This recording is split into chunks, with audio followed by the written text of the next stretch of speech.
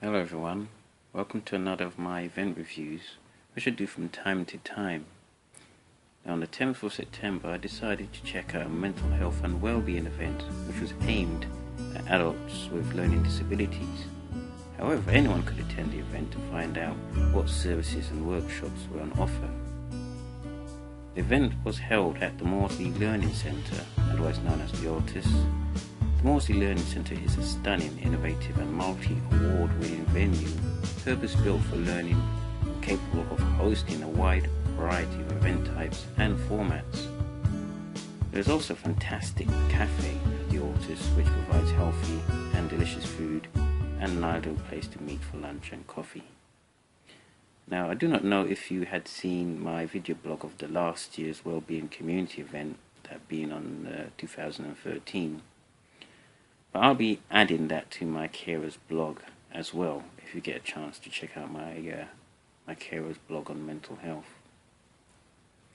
However, this year, being in 2014, the Wellbeing event was big, and I mean more stalls, more workshops, more rooms, and more involvement.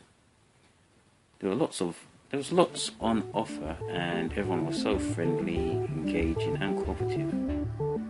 We had 3 floors of activities at the event, and at the ground floor there were numerous stalls where I checked out around 13 of them.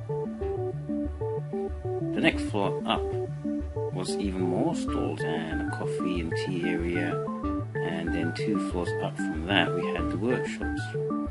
Each workshop was running around every half an hour, but first let's check out briefly what stalls were on the ground floor before I continue, though I would like to apologise in advance if I've missed any person's names out. Now, the first stall I checked out was the Learning Disabilities Health Team stall.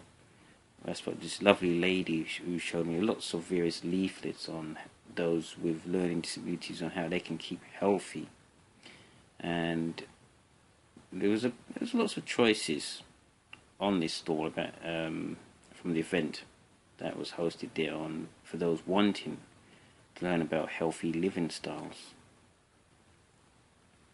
The next stall I visited was the Accessible Information stall, which was run by Joss, an assistant psychologist, and Anna, whose role was a behaviour support.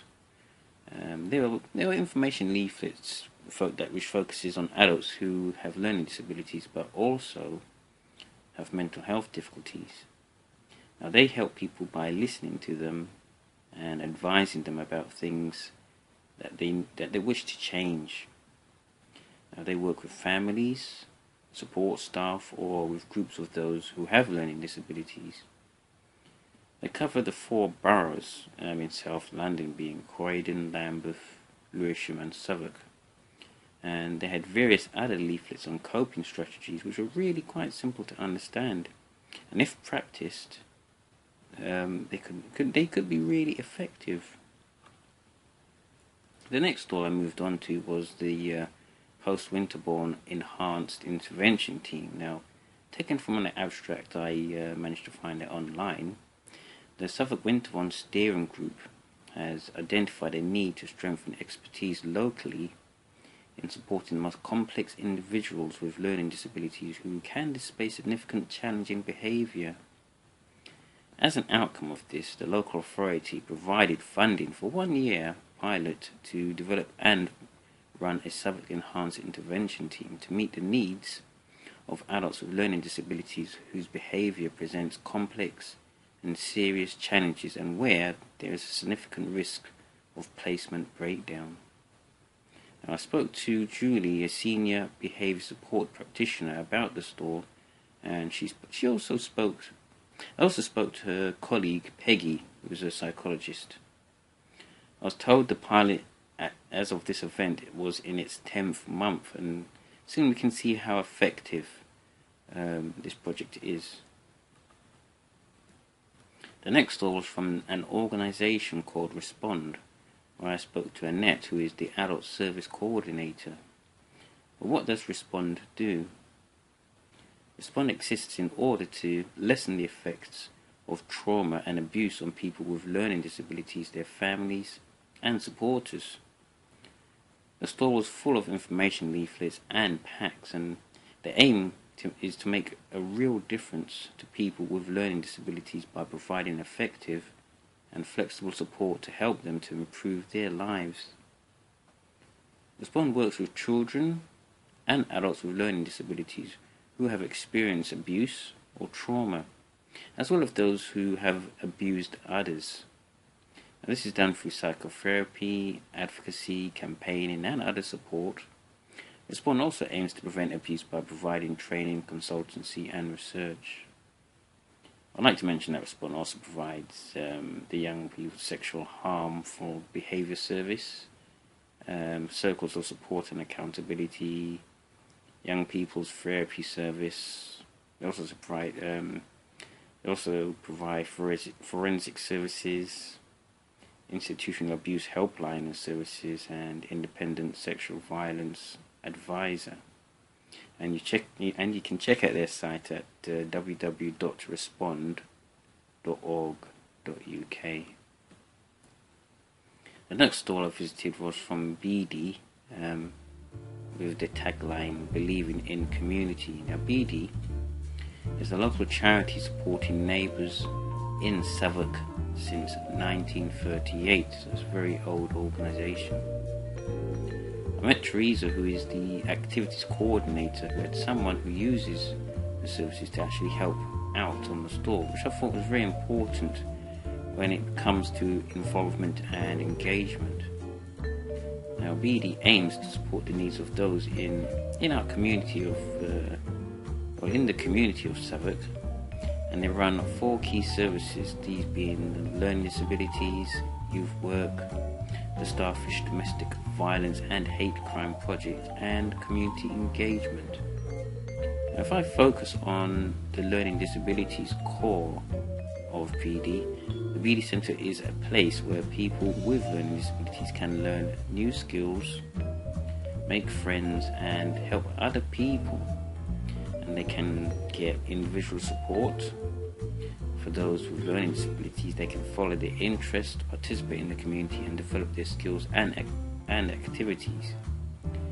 BD also provides employment support, and here they help you or help those with learning disabilities find and keep paid work.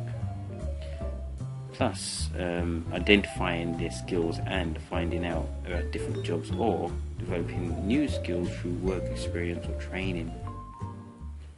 BD also provides supported volunteering, where volunteering is given some of those time to other people. And one of the last things is activities like social, sporting, or arts activities, everything from a film club to Pilates, from music group to drama. And you can find out more about BD at their site, which is www.bdhouse.org.uk.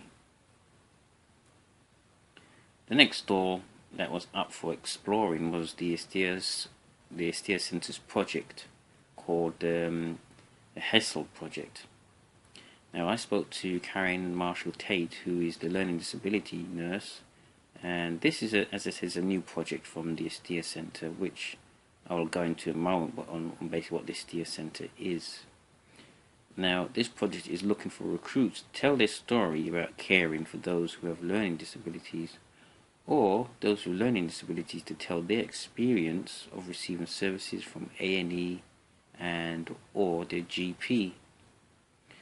The Hessle Project aims to improve patient experience and health outcomes for adults with intellectual abilities in South London, but they need those with learning disabilities to help them develop education and training packages. They also need help to share their experiences and tell them about current education and training provision. Now, unfortunately, Karina made the mistake of leaving a bowl of sweets when I was nearby, and I couldn't really help myself. After almost wiping out the sweet bowl, the next stall on the menu was the Suffolk Council's Leisure Centre stall, which had a good range of information on activities that are taking place at the leisure centre. I spoke to the operations manager of the centre, and also spoke to the team leader and fitness instructor, who told me that the project has been running for around about 3 years. They're also giving out leaflets on the 3-day pass, where you can enjoy a free day of health and fitness at any of their leisure centres. Well, so far I've visited quite a few stalls. All had amazing things to offer for those with learning disabilities and for those who support them. But there are many more exciting stalls to visit, even for those who do not have learning disabilities. So let's get on with that. The next stall I visited was the Mental Health Learning Disabilities team.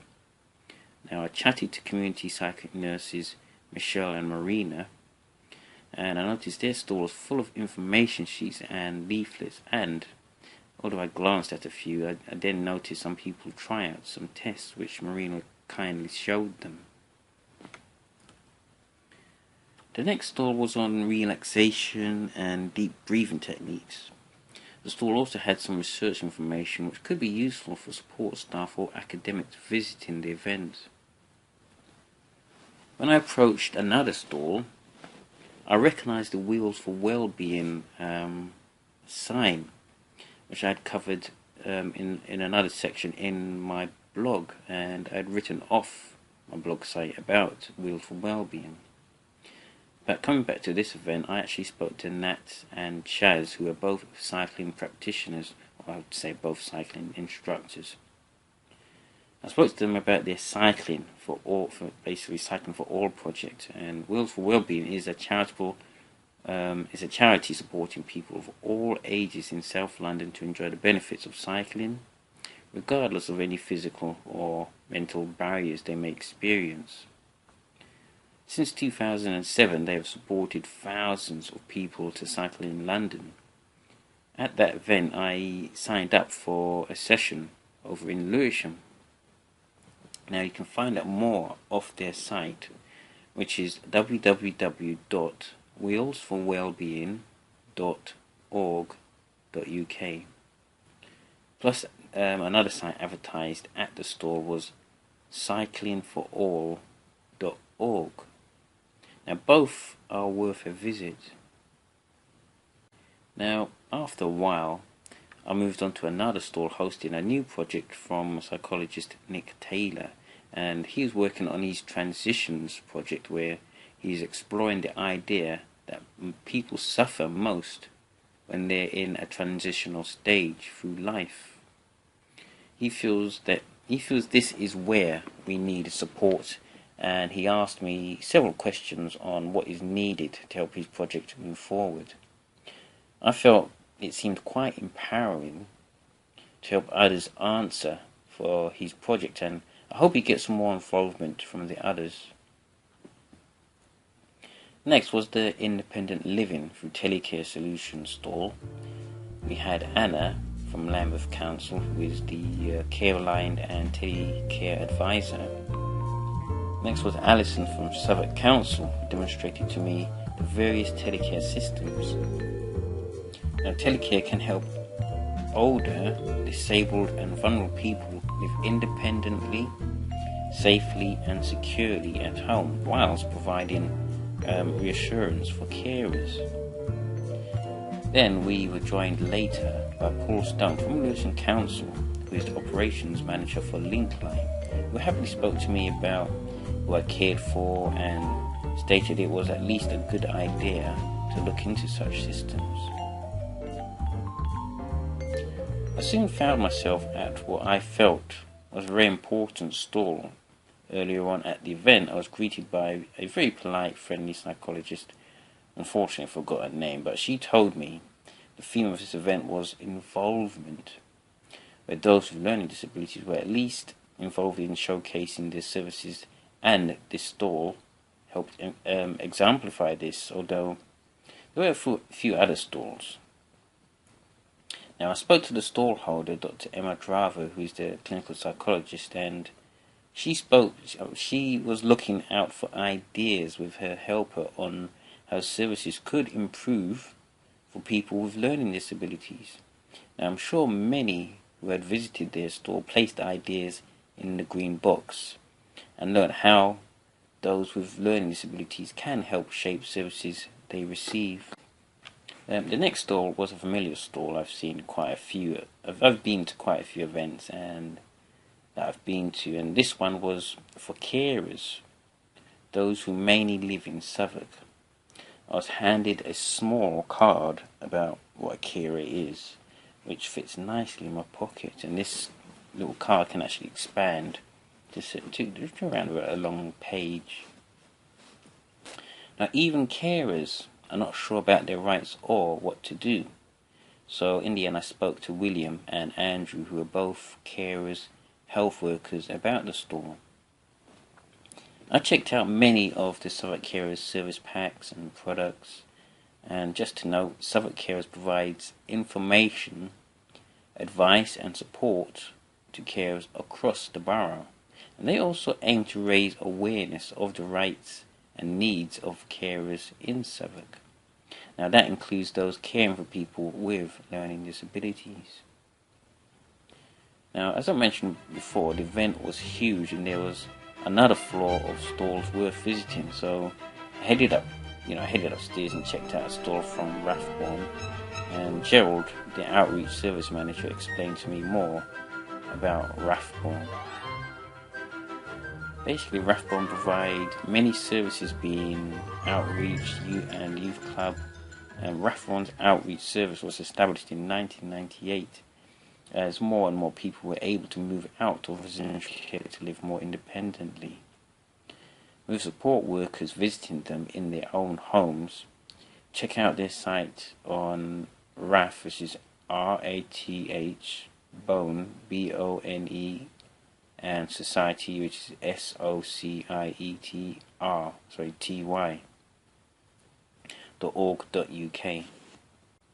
Now I moved on to the next stall, which was Saavik Sports, which showed all of the physical activities those with learning disabilities can do to help keep themselves fit or active.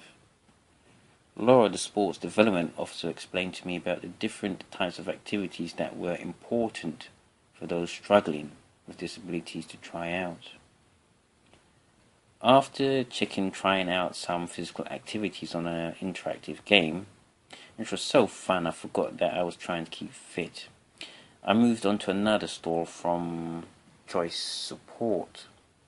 Now, Choice Support is an established and pioneering social care charity providing support services for disabled and disadvantaged people.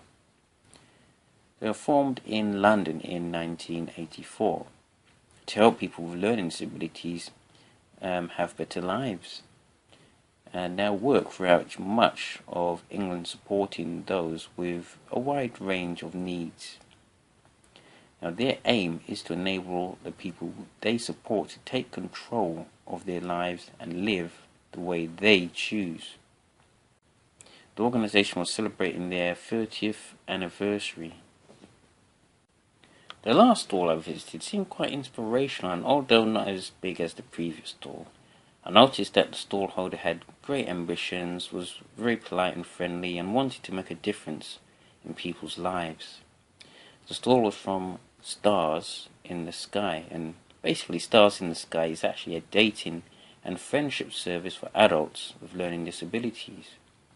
Their central branch is based in Harringay, in London, and since their launch in 2005, they have won 2 Community Care Awards, and Channel 4 have made a documentary about them called Truly, Madly, Deeply. Stars in the Sky is an organisation for adults with learning disabilities run by people with learning disabilities. And Stars in the Sky was actually the last stall I visited, and as a carer who actually has 2 brothers suffering from learning disabilities, I still felt I learnt so much, and although both my brothers cannot speak, this does not mean that they do not have anything to say or contribute to the experience of the world. And this is mostly the case for many others who are disabled, and is more difficult if they have a mental health problem. But through courage, support and a stable environment, Many can help shape the services and be aided in recovery as well. So again, I went a few floors up to check out the workshops. The room was packed with all sorts of activities going on, and I noticed the Tree of Life project being taught, and I could see demonstrations and physical activities taking place. Now, I think no one really noticed that I was around exploring each workshop. They were all so busy, and even better, I noticed so many were enjoying themselves and enjoyed being there. Now, before I left the event, I checked out some booklets and leaflets from the Astia Centre, who were prominent from last year's event. The Astia Centre is a training, research and development resource for people who support adults with learning disabilities and additional mental health needs. The Astia Centre is based at the Maudsley Hospital in London and is an integral part of the local services for people with learning disabilities provided by South London and Maudsley NHS Foundation Trust. Now, the Astia Centre are also part of the King's Health Partners, an academic health science centre which brings together high quality clinical services, education and training research to improve the health of people in South London. Now, although I thoroughly enjoyed the event and felt so honoured that I made a big impact from the 2013 Community and Wellbeing Event, this Wellbeing Event was much bigger and had a lot more to offer in involvement theme. And I even signed up for a few things myself. I hope all the projects and stores get more people using them and basically make wellbeing a goal, not just for us at UT, but for the community. I'd like to thank you for listening to this long audiobook, and perhaps maybe one day you can replay that again and maybe learn a few things. Thank you very much for listening or watching. Goodbye.